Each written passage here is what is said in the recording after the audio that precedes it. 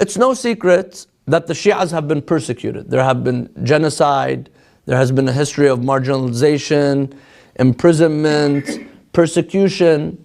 One of the types of persecution is a narrative persecution, where we do not have control of the narrative. The Shias throughout history, have they been the ones who are writing down history? Are they the storytellers, or there's always people talking about the Shias? The Shias this and the Shias that.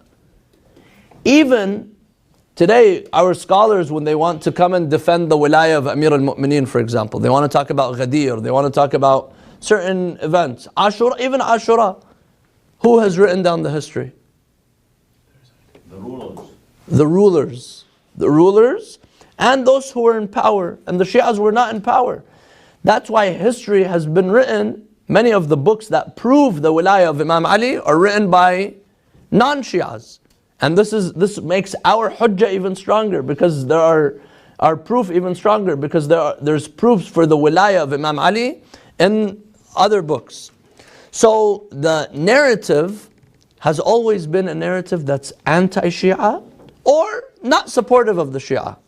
It doesn't match with the Shia ideology.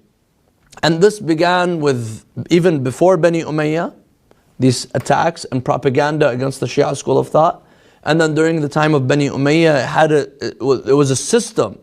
There was a system of, taking away the rights of the Ahlul Bayt. As we know, Imam Ali alayhi salam was cursed for over 80 years.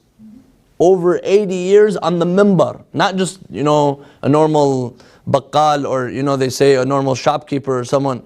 The Imam of the masjid would have to go up on the mimbar. And a part of Salat al-Jum'ah, you call people for Tawheed, you say Ittaqullah, you tell people to have taqwa.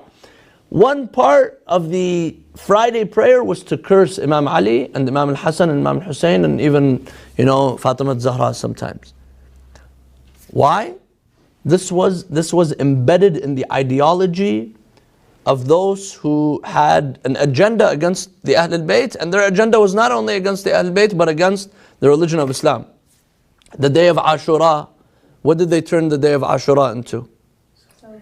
A day of Eid, a day of carnivals, a day of celebration. The day that Allah saved Musa and Nuh and Adam and all the prophets, they were saved, but Hussein, he fell on that day. And until today you find people celebrating. Until today you find people, they fast out of celebration for the day of Ashura. Imam Ali alayhi salam, a man who was with the Prophet his whole life. From day one he was with Rasulullah sallallahu alayhi wa. Today you find some narrations that talk about Imam Ali in such a way where they make Imam Ali seem as if he was a drunkard. There was, just a few days ago, I heard someone who's not from the followers of the Ahl Bayt. He was asked, what was the vice of Ali ibn Abi Talib? He says, Ali ibn Abi Talib used to drink. What was the what? What was the wrong? What was the sin? What did he do that was a sin? They come and they take this verse, وَلَا تَقْرَبُوا الصَّلَاةَ وَأَنْتُمْ سُكَارَى. Don't come near prayer while you are sukara, while you are drunk.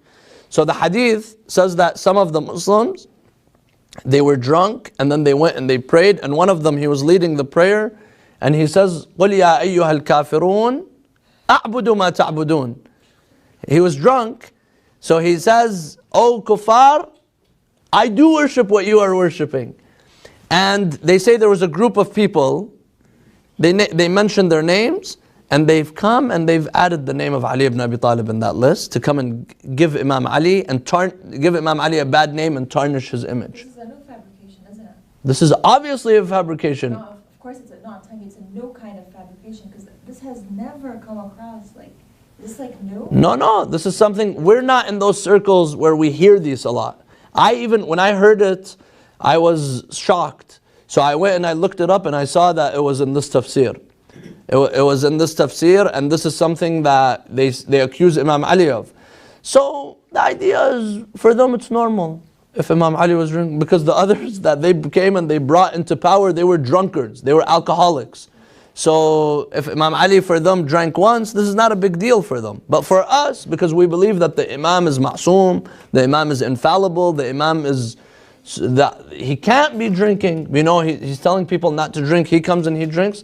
And of course, obviously, this is something that was a, you know, propaganda against Imam Ali and the Ahl Bayt. Because as we know, 80 years Imam Ali was cursed. There was an army of writers and orators that were, their only job was to fabricate ahadith and narrations against the Ahl Bayt alayhim salam.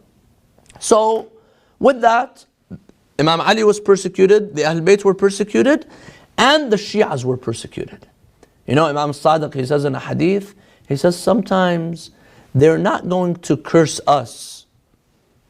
They're not going to attack us because they know there's clear red lines and guidelines, even though Bani Umayyah, they broke all of those. But generally, a Muslim, a Sunni Muslim, or those who, I don't want to just throw all the Sunnis in this, because there are some who love the Ahl Bayt and they're very respectful with the Ahl Bayt and they're respectful with Shias. But there are some, they can't come and you know, say something bad about Imam Ali. So what do? They curse the followers of Imam Ali.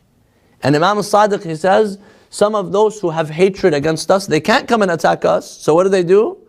They come and they attack our Shias and our followers. So the Shia have always been persecuted. And their only crime is their love for the Ahl Bayt alayhim salam. Their only crime is their attachment for the Ahl Bayt alayhim salam.